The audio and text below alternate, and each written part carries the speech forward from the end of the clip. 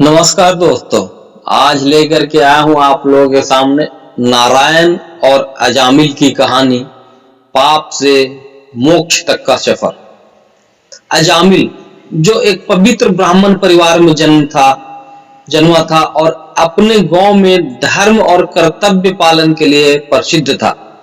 उसका जीवन आदर्शों से परिपूर्ण था।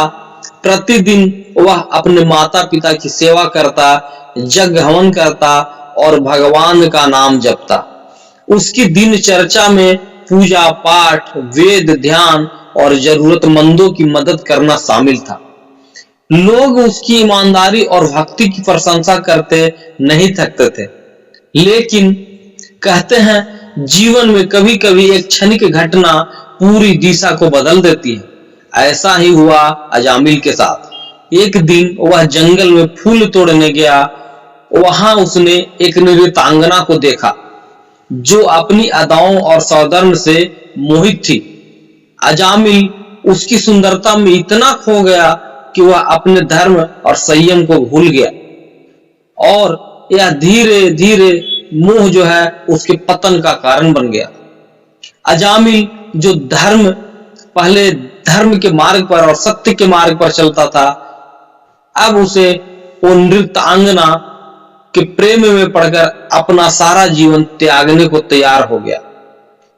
उसने अपने माता पिता, पत्नी और बच्चों को भी छोड़ दिया और उसे नृत्यांगना के साथ रहने लगा। वह अपनी जीवन शैली पूरी तरह से लिप्त हो गया था।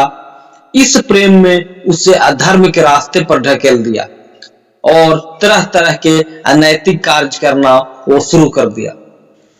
नृत्यांगना के साथ अपने भीतर भोग विलास का पूरा करने के लिए अजामिल ने भी चोरी करना, छल कपट करना, छीना झपटी करना और अन्य अनैतिक कार्य धीरे धीरे शुरू कर दिए। उसका जीवन अब वासनाओं और पापों से भर चुका था। उसने शराब, जुआ और अन्य दुर्व्यसनों को भी अपना लिया। जो व्यक्ति कभी यज्ञ हवन करता था, अब अधर्म के कार्यों में पूरी तरह डूब गया था। अपने पापमय जीवन के बीच अजामिल ने अपने कई संतानों को जन्म दिया। उसने अपने सबसे छोटे बेटे का नाम नारायण रखा। यह नाम उसने भगवान विष्णु के प्रति अपनी बचपन की भक्ति को ध्यान में रखते हुए रखा था। हालांकि अजामिल अब भी भक्ति से दूर हो चुका था, लेकिन भगवान का यह नाम उसके जीवन का सबसे बड़ा संयोग बना। अजामिल अपने बेटे नारायण से बेहद प्रेम करता था। उसके दिन का अधिकांश समय नारायण के साथ खेलने और उसे पुकारने में बीतता था। वह बार बार नारायण का नाम लेता, हालांकि यह पुकार केवल एक सांसारिक प्रेम का प्रतीक थी, न कि भगवान विष्णु के प्रति किसी भक्ति का। लेकिन भगवान का नाम चाहे किसी भी रूप में लिया जाए, उसका प्रभाव अमूल्य होता है और वो धर्म के साथ साथ जुड़ते जाता है। कहते हैं बरसों बीत गए और अजामिल बूढ़ा हो गया। उसका शरीर अब कमजोर हो चुका था और उसकी मृत्यु का समय निकट आ गया था। जब वह अपने बिस्तर पर पड़ा था, उसने देखा कि यमदूत उसके प्राण लेने के लिए आ पहुंचे।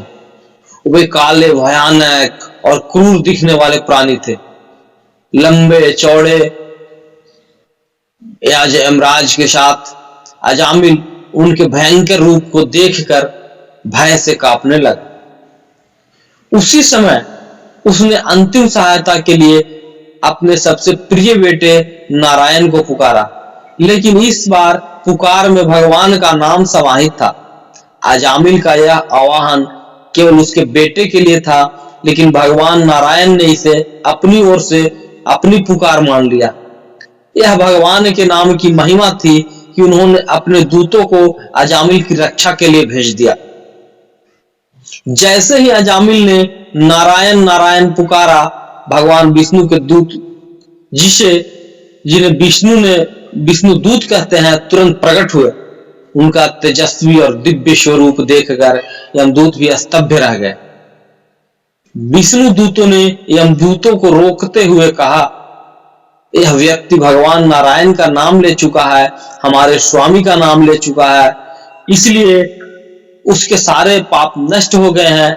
अब तुम इसे ले जाने का अधिकार नहीं रखते हो। यमदूत जो अपने कर्तव्य में हमेशा अडिग रहते थे, वे विष्णु दूतों से बहस की। उन्होंने कहा, अजामिल ने अपने पूरे जीवन में पाप ही पाप किए हैं। विष्णु दूतों ने उत्तर दिया, यह सत्य है कि अजामिल ने अपने जीवन में कभी कोई पुण्य नहीं किए। वे हमेशा पाप में लीन रहे, पाप कर्मों और वासनाओं में लगे रहे।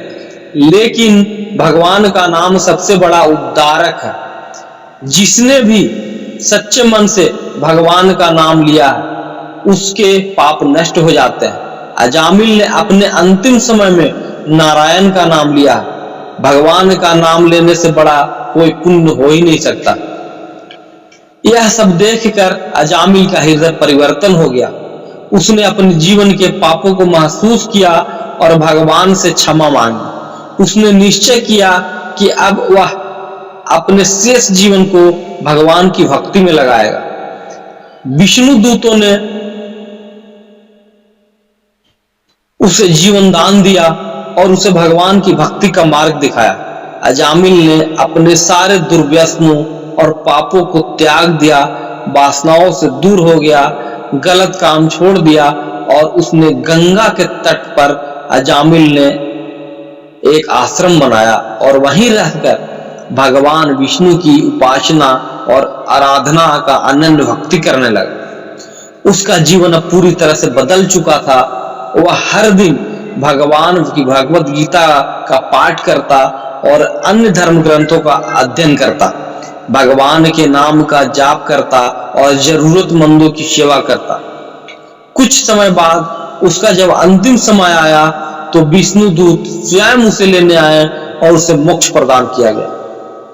दोस्तों, इस कहानी से हमें यह शिक्षा मिलता है और हमें यह अवसर मिलता है कि भगवान का नाम सबसे बड़ा उद्धारक है। और यह कहानी हमें यह सिखाती है कि भगवान का नाम लेने से हमारे सारे पाप नष्ट हो सकते हैं। भले ही हम जीवन में कितनी भी गलतियां करें, सच्चे मन से भगवान की शरण में जाने से हमें हमेशा मोक्ष की प्राप्ति होती है। तो दोस्तों, ये थी आज की कहानी। अगर कहानी पसंद आया तो हमारे चैनल को लाइक, शेयर और सब्सक्राइब करना बिल्कुल ना भूलें, क्योंकि आपको हमारे वीडियो का सबसे पहले नोटिफिकेशन आपको मिलेगी इसी तरह की धार्मिक और मोटिवेशनल वीडियो के लिए। जब तक के लिए आप सभी को जय श्री कृष्णा, जय श्री श्याम, राधे राधे।